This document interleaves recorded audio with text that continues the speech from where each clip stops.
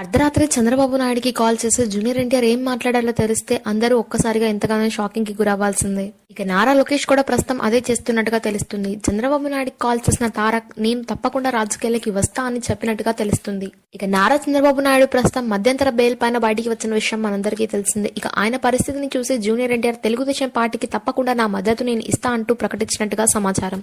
ఇక నారా చంద్రబాబు నాయుడు ప్రస్తుతం బెయిల్ పైన విడుదలైన విషయం మనందరికీ తెలిసిందే. ఏపీ హైకోర్టు ఆయనకి అనారోగ్య పరిస్థితుల వల్ల మధ్యంతర బెయిల్ ని మంజూరు చేయగా తర్వాత ఇప్పుడు బెయిల్ ని కూడా మంజూరు చేసింది.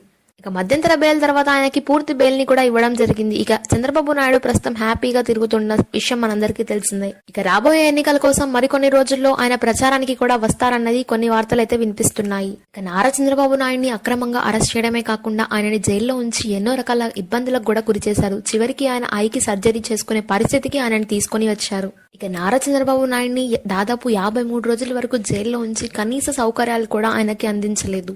ఇక ప్రస్తుతం నారా చంద్రబాబు నాయుడు చాలా ఫ్రీగా ఎంతో స్వేచ్ఛగా మారిపోయారు. ఇక కొద్దిసేపటి క్రితమే తెలుగుదేశం పార్టీకి సంబంధించి భవిష్యత్తులో ఉపయోగపడే నిర్ణయాలను కూడా తీసుకున్నట్టుగా అయితే సమాచారం.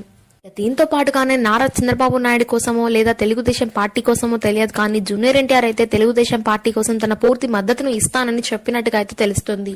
ఇక జూనియర్ ఎన్టీఆర్ స్వయంగా నారా చంద్రబాబు నాయుడుకి కాల్ చేసి ఇది నా తాతగారు నిర్మించిన పార్టీ, అది ఇలా అవ్వడం నాకు ఇష్టం లేదంటూ పార్టీలోకి నేను తప్పకుండా వస్తానంటూ ఆయన చెప్పినట్టుగా అయితే తెలుస్తుంది.